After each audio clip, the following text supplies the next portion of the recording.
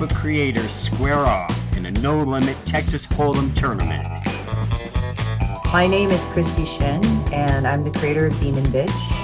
And I will say to my opponent, I don't know you, but I'll beat you. Remember those PSAs, like when you were a kid, it's like, I don't know you, but I love you. And some kid from an impoverished country. But it's like, I don't know you, but I'll beat you. Hey, I'm Chris Moses, and I'm going to flop this demon dead on my way to the finals. There's nothing left to do but shuffle up and deal. Cards with Comic Creators Season 1 continues now. Hey everyone, Jason Bennett, PopCultHQ here with our second semifinal match of PopCultHQ After Dark's Cards with Comic Creators Season 1 Poker Tournament. Last week, Ryland Grant defeated Caden Phoenix to advance to the finals. Tonight's match features Christie Shinn versus Chris Moses.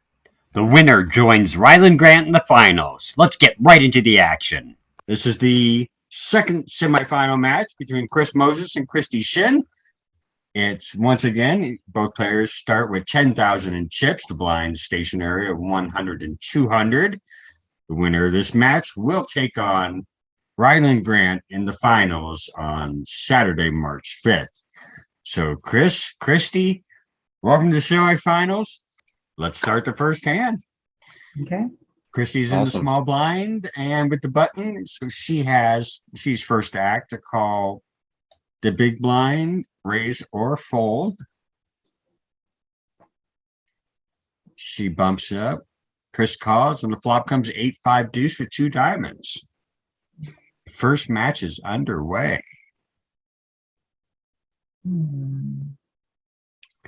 Check from Chris. Check from Christie. Turn cards to Queen of Hearts.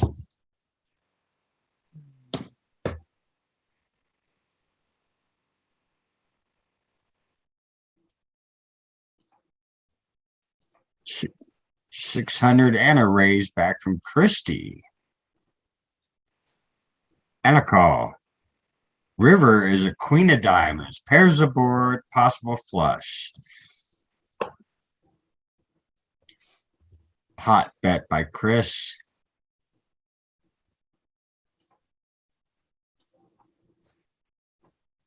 Raises it up.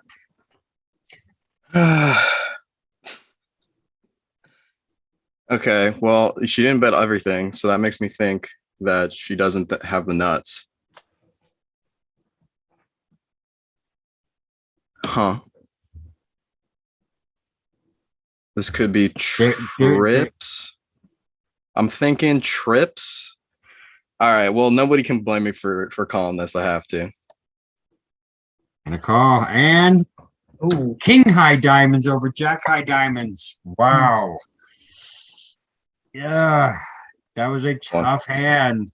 Let's take a moment to hear from both Christie and Chris and hear about what's on the horizon for each of them here in 2022.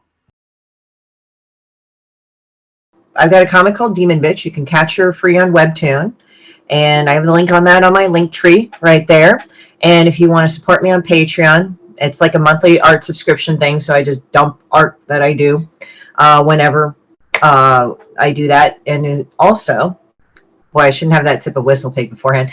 But I also have a Kickstarter coming up in March called Triggered. And that is Demon Bitch.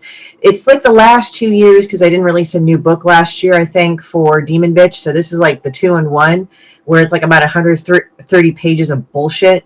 And it's just recording the last 2 years of the pandemic and how I just had to view this from my TV screen. So it's just all my art, all making fun of Demon Bitch, everything. Book is called Triggered. Kickstarter starts in mid-March about. Go ahead and follow it, subscribe to it. And that way it'll just pop up and you'll know. And I'll have a ton of useless shit like charms and pens and prints and things. And also I might offer if it gets as good, I might offer the book as in a hardcover as well. And on top of that, I draw for a living. So if you guys want to go and pay me money to draw things, I actually draw nice things. I actually finished writing my second book, Sepulcher. And that I'm thumbnailing that right now, and that will be another Kickstarter along with a Murder Ballads tarot deck in the second part of the year. So take a look, and I also made Stupid Apparel too. So take a look at that. Hey, I'm Chris Moses. I'm a comic book writer from New York. You may know me from projects like The SATURN EFFECT or SOMA City that you can find at Red Sea Comics. And be on the lookout for my upcoming projects, The SATURN EFFECT Alpha 4 coming early this spring, and my next Kickstarter project that I'm a part of called Breakneck Fantasy Anthology. Okay, man. Yeah.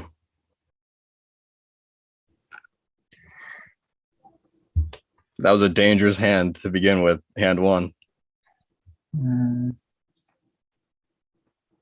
here it goes. Chris needs help. Christie needs a 9 or a jack. Oh, damn. I had a two 9 and a hands. Hmm? 2 hands. The match is over. Damn. Yeah, so wasn't prepared for this. Let me here, let's pop us back into regular conversation here. Collapse. That was a good game. There we go. That was a scary first hand. Yeah, that was okay. I thought I got boated on. I was like, oh no. I was wondering, it's early on. It's the first hand, so you don't really know. Is it that monster of a hand? Is it right. Kind of an intimidation thing? Is it kind of a, hey, I'm setting the stage for the night, setting the tone? But for both of you to come up with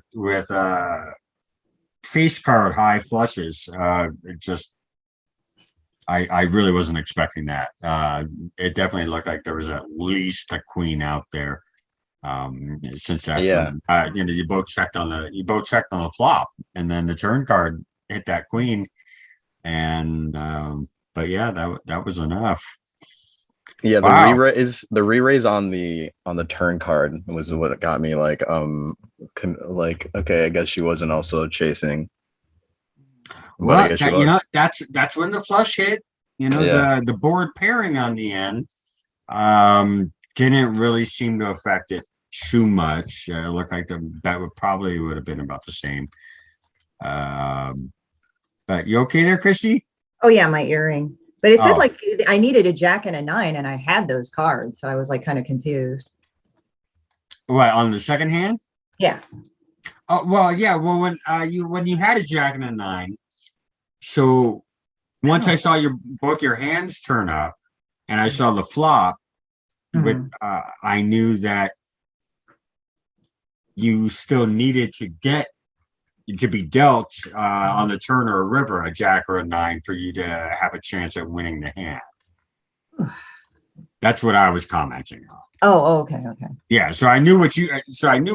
So for you to have a chance to, like, because he was in the lead right from the get-go, so it's like, oh, okay, her only outs for pulling this out is a jack or a 9 to pair up to 3 of a kind or whatever, 2 pair. But so how you guys been? Well, it's like I didn't think it would take this short, but it's okay. Okay. Anything new in the works? I know, like that we talked about it. It hasn't been that long since we did promotionals for what you have coming up. But I had a comic. I'm submitting some pages to some other comic areas. That's all I'm going to say.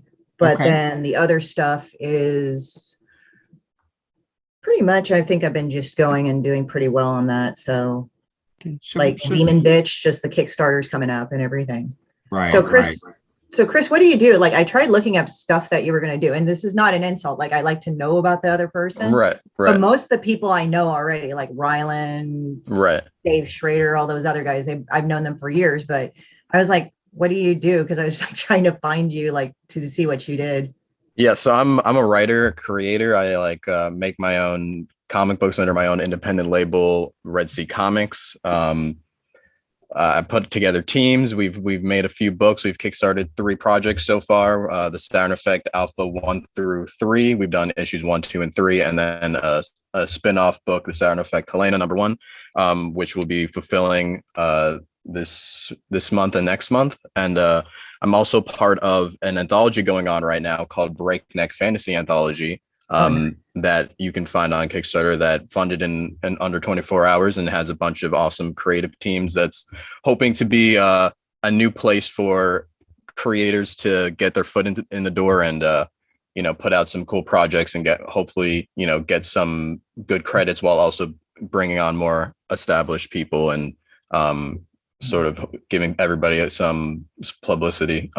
Also have other projects coming out from some publishers that we aren't ready to announce yet, but that's always fun. And yeah, so we're just on the grind, on the come up. I got to go to Comic-Con last year in November for the first time, New York, and Table, which was fun.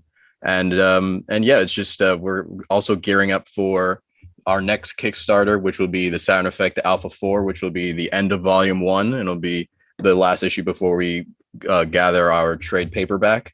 And it'll also be alongside a card game that a collectible card game for anyone that's a fan of collecting cards or wants an easily accessible and cheap card game to get into, that will be launching alongside, called Red Sea Legends. That'll feature all characters from my different properties introduced in different small sets, and with set 1 being the SATURN EFFECT. So we got a bunch of things in the works and some other projects that will be coming along and that we're not necessarily ready to put out yet, but the vault has gotten very big as we wait to fulfill this latest Kickstarter. So there's a few things that we've had done for a while that I'm really excited to show people once the time's right. Oh, nice. Yeah. So I do a thing called Demon Bitch, and she's Right. a low-level demon from the 13th pit of hell, where people throw their dog shit in gum wrappers. It's gotten into kind of a thing now. So it's like, it's got definitely its own following. And I've run 3 successful Kickstarters on it. Awesome. And I'm probably I'm gonna do another Kickstarter come mid-March. I've been kind of slow about it, but I'm going to be refining that. And that'll probably be around the 15th of March that we do this. So yeah, I'm pretty excited. And then I'm going to do another Kickstarter for Sepulcher. That's like the volume 2, another comic that I do. And it's about a woman whose husband tries to kill her by cutting her throat to marry another woman. But she lives. So you have a very voiceless heroine throughout the whole thing. So I've written volume 2. So I need to start drawing that as well. That's awesome. How much do you put in a day when it comes to having to write and then also having to do the art as well? Okay, so the thing, well, and you do like live streams and stuff, like social media like crazy too, on top of that too. Yeah, like this week I was like kind of not feeling very good. It just, I don't know, I think the heat and everything, and also I just got kind of sick this week, so I've been kind of low profile. But for me, I actually started off as an artist. So my background is actually art. Not that I'm saying writing isn't an art. I'm just saying that there's that difference right there. Then I kind of, when I did Sepulcher, that was kind of like, I've written my own stuff, but it's like one shot page, like one moment gag, one panel like that. If you look at Demon Bitch, it's like a quick series, one page, that's it. Very rarely does it carry on to a whole book. So it's like, it's a collection of collection of strips, basically, for Demon Bitch, the anthology. However, with Sepulcher, it's an actual graphic novel with a continuous story into that one. So Sepulcher was easy because I breezed through that in one way. I storyboarded the whole thing. So that was easy for me to do. But when volume 2 came, I didn't feel that, which is funny. So I couldn't storyboard it.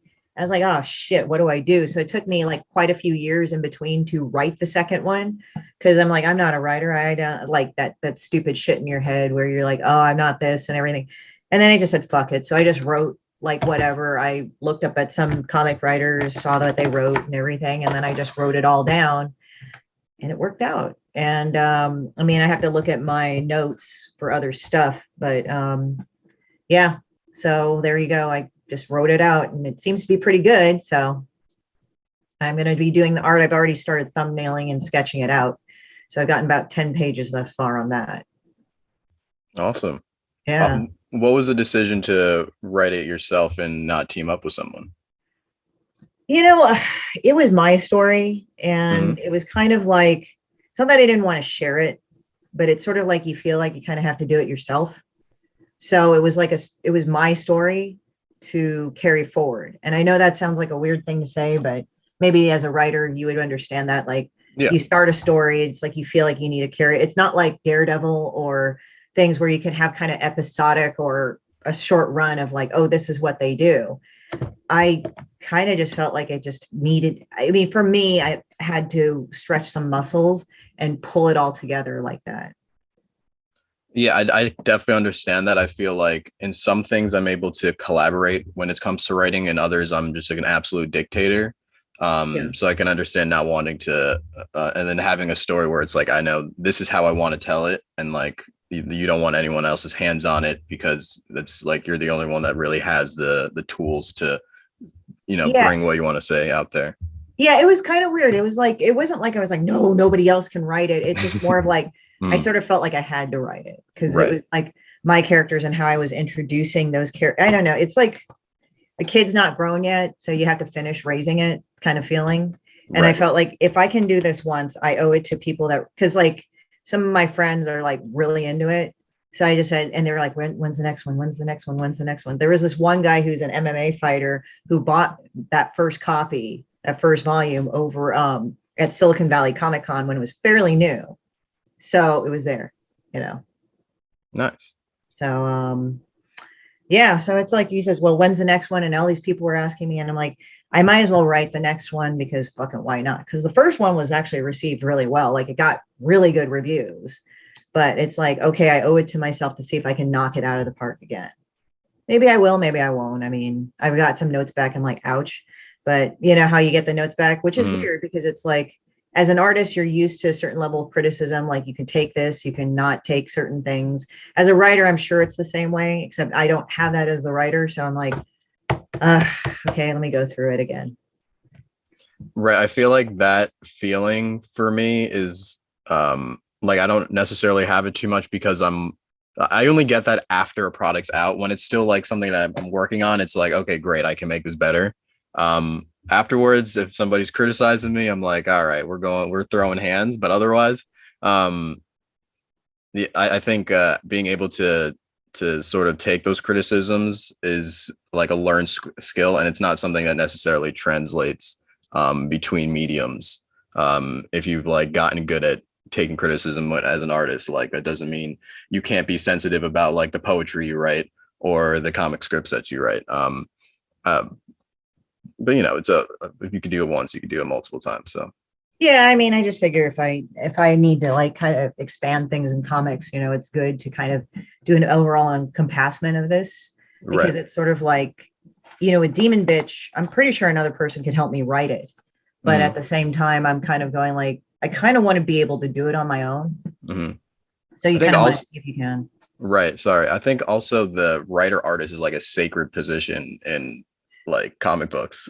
Like it's like what every artist wants to be a writer, and every writer wants to be an artist. So like everyone, like being able to do both is like you're like on that other pedestal of creators that you can just like reach a little bit higher. So yeah, I mean, awesome. Like, sometimes you're kind of like, I think Michelangelo was even told in Agony and the Ecstasy, like, he's like, every time he's asked to do something different, like he prefers sculpture, right? But then he's asked to paint the Sistine Chapel, and he's like, this is not my trade. Like, he fucking hated painting.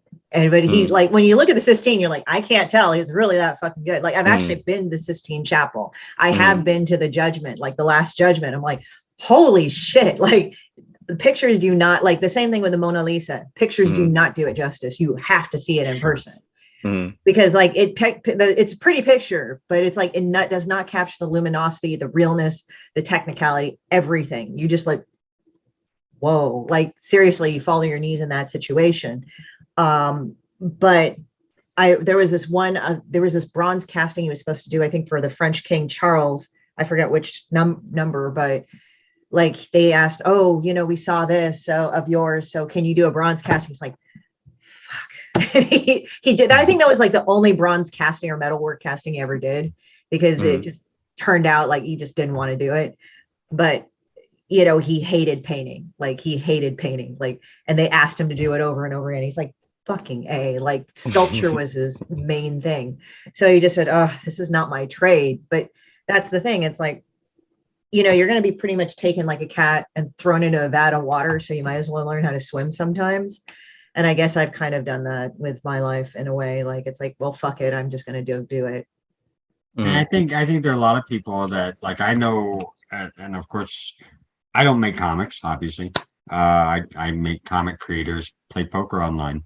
But with anything that I do, whether it's if it's in my writing, if it's in my editing, if it's in my interviews, if it's in stuff outside of here, I know with me, and I know a lot of comic creators like this, that yes, they may excel as an artist, as a writer, but anything that you put them in, it's their work ethic behind them that they always want to strive to put out the very best, do the very best they can, even if it's something they're not familiar with, or something that's not, really in their wheelhouse. They're still going to give it their all. They're not going to half-ass it, type of thing. So, you have a lot of people with that too. I really, it's great seeing it comes out in the comic book industry. Mm-hmm. Yeah, definitely. Yeah. It's just like, it's kind of one of those things that it's just one of those things that you just got to do and push yourself and all that. So, keep pushing. Sure.